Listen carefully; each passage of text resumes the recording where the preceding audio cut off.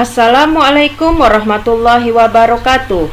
Bertemu lagi dengan Ibu Siska Marisanti, guru mata pelajaran IPS kelas 8.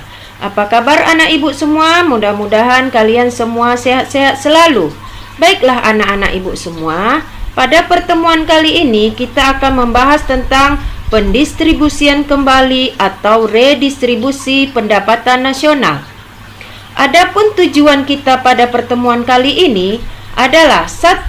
Kita ingin mengetahui pengertian redistribusi pendapatan nasional.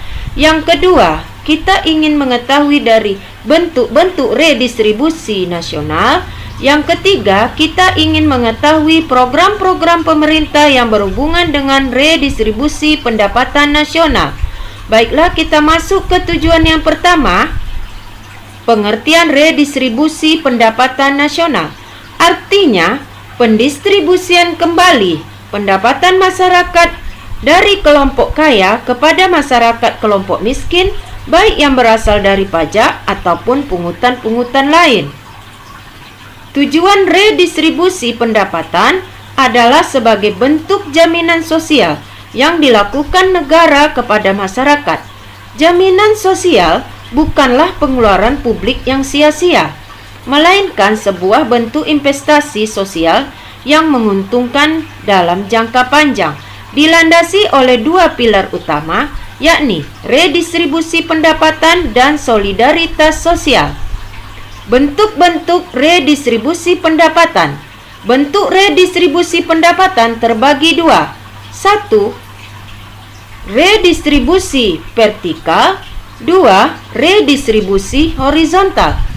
Kita bahas yang pertama, redistribusi vertikal, menunjukkan pada transfer uang dari orang kaya ke orang miskin.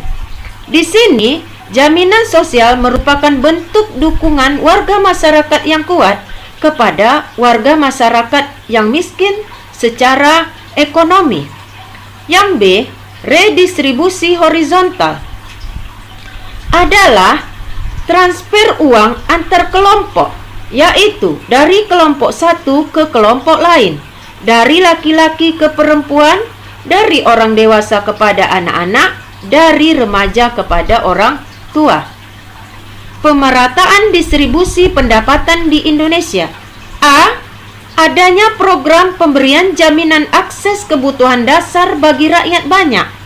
Contohnya, program beras subsidi, program BBM bersubsidi, program jaminan kesehatan, program pendidikan. Kemudian B, program kredit lunak dan penjaminan kredit berbasis komunitas. Contohnya, kredit usaha rakyat, program pengembangan pengusaha kecil dan menengah. Ketiga, pengembangan usaha dan industri kecil. Selanjutnya, pemerintah bekerja sama dengan swasta lokal dan asing untuk menjalankan program Corporative Social Responsibility. Selanjutnya, pemerintah konsisten dalam mewujudkan kebijakan penegakan hukum dan keadilan ekonomi. Beberapa alternatif praktek redistribusi pendapatan di Indonesia. Contoh, pemberian subsidi, pupuk subsidi bagi petani, solar subsidi bagi nelayan, dan BBM gas bersubsidi. Pengenaan pajak. Contohnya, pajak penghasilan yang ditetapkan kepada orang-orang yang berpenghasilan tertentu. Ini contoh gambar program pemerintah dalam redistribusi pendapatan yang dilakukan secara vertikal. Kartu Indonesia Pintar, Dana BOS ini merupakan jaminan dasar masyarakat dalam bidang pendidikan. Pupuk subsidi, solar subsidi, gas subsidi termasuk dalam program pemerintah jaminan berusaha. BPJS Kesehatan program pemerintah menunjang kesehatan masyarakat. Kredit usaha rakyat itu program pemerintah mengembangkan usaha kecil, usaha menengah rakyat. BLT, bantuan langsung tunai, memberikan bantuan uang tunai langsung kepada masyarakat ekonomi lemah.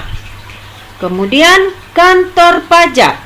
Pajak merupakan pungutan negara kepada masyarakat tertentu yang berpenghasilan, yang punya usaha dan punya kekuatan yang lebih tinggi dibandingkan masyarakat yang lain. Contoh gambar redistribusi pendapatan horizontal. Pemberian uang dari suami kepada istri, pemberian kado dari teman, kemudian pemberian hadiah kepada keluarga. Demikianlah materi redistribusi pendapatan kita pada pertemuan kali ini. Dapat Ibu simpulkan, redistribusi pendapatan adalah pendistribusian kembali pendapatan khususnya dari masyarakat berekonomi kuat kepada masyarakat ekonomi lemah. Tujuannya adalah sebagai jaminan sosial dan solidaritas sosial. Redistribusi pendapatan bisa dilakukan oleh negara melalui kantor pajak dan program-program pemerintah, bisa juga dilakukan secara individu. Contohnya, seorang kaya memberi santunan kepada orang miskin ataupun kepada anak yatim. Kemudian, tujuan dari redistribusi pendapatan adalah untuk jaminan sosial, terutama jaminan sosial tentang kebutuhan dasar masyarakat, pangan, kesehatan dan pendidikan, jaminan berusaha, dan juga mengembangkan usaha.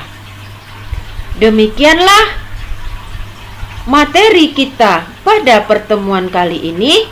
Selamat belajar anak-anak Ibu semua. Ibu ucapkan terima kasih. Assalamualaikum warahmatullahi wabarakatuh.